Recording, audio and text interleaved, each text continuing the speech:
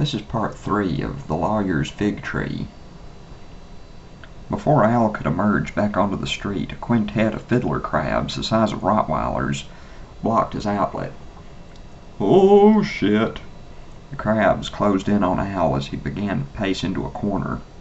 Just as he thought his back should be against the wall, Al bumped into someone behind him. "Oh, excuse me." "I've got this."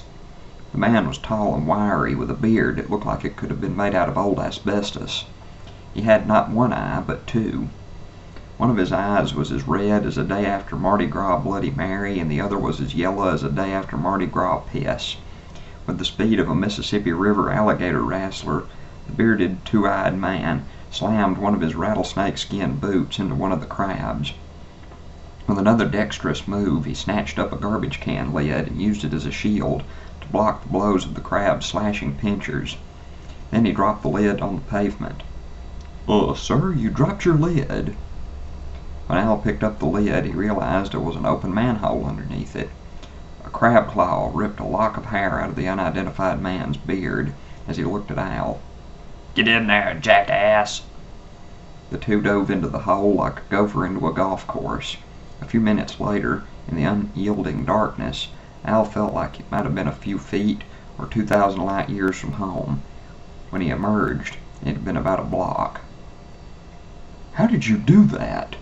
"Never you mind. Let's go see Madame December."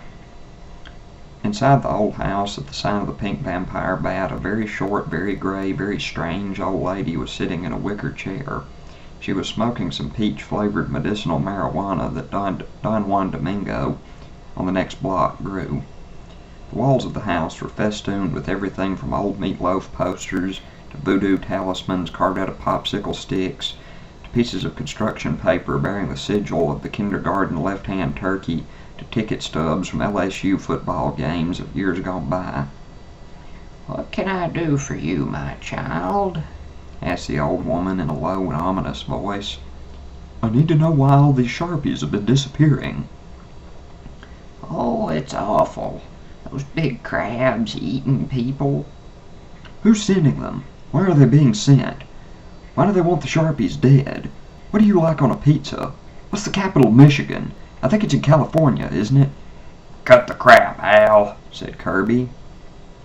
"Son, I think you've got a hex on you. If you'll give me a urine sample, I could tell for sure." She handed Al an empty milk jug. I doubt if I could fill this. If you'll make me a few gallons of coffee, maybe, but..." "Oh, I'm sorry. Here."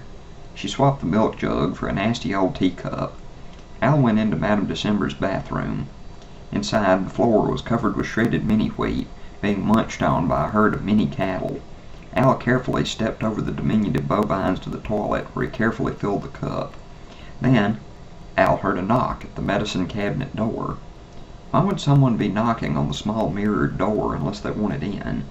In this world, one did not thumb one's nose at a door, or attempt to invoke the door's true name like some druid of the door, or try to bribe the door with coupons from Burger King, or dig a hole in the driveway and bury one's head in it in order to attain entrance into the house. Knocking was part of the cultural paradigm, which dictated that it was the most efficient way to let those inside know that one wanted to enter. "Who's there?" asked Al. "It's me, Paul DeKite. Open the door." Al opened the door, and the Reverend Paul DeKite squeezed through, just in time to avoid getting an ass full of fiddler crab pincher. With a flourish from his bowie knife, Reverend DeKite slashed through the claw that menacingly extended into Madame December's bathroom from wherever was on the other side of the portal. "Rev, are you okay?" "I've been running all night, Al. I feel like somebody's pissed on my pilot light. I guess Grumbly delivered my message." "He did." "Oh, and you brought me a drink." "No, actually, this is my urine specimen." "Oh, so you've got a hex." "Madame December thinks so." Apparently, Madame December's bathroom was the opposite of the Thunderdome. One man enters, two men leave. "Rev, it's been a long time no see," said Kirby. "Yeah, well, I've been a little bit busy with these crabs and all." "I know. We just escaped from a few ourselves." So what's all this about? Madam December, here's your cup o' pee. Pee? She gets a little confused, whispered Kirby. Madam December applied a liberal dollop of mechanic's soap on her hands and pressed them to Al's face. My son, you've definitely got a hex. I can't remove it, but I can give you this. She opened a drawer and removed a gnarled piece of hickory. This is the knot-knocker stick of bitch slapitude. What does it do? It hits like the wrath of God. Watch this. Madam December slowly shuffled outside, where a cop on crystal meth was doing 55 down the sidewalk, mowing down prostitutes like blades of Bermuda grass under a lawnmower. Madam December stood her ground, with a look of determination emanating from under her thick spectacles, like Teddy Roosevelt staring down a charging rhino with his trusty Winchester in his hands. Madam December failed to yield to traffic. As the public sector criminal ran over the private sector criminals, Madam December dug her heels into the ground. When the last of the whores leaped out of the way, it was only a little old lady and an officer of the law. Then, with a scream that could curdle the blood of the most battle-hardened barbarian, she struck. Yeah! Madam December swung the knot-knocker stick of bitch slapitude into the hood of the careening Crown Victoria. Al almost felt like covering his eyes, but he continued to stare, possessed with morbid curiosity. Then, rather than crushing Madam December like a cockroach, the car split in half. Pieces of engine, transmission, body panels, wiring harness, upholstery, windshield, and broken glass flew all over the block.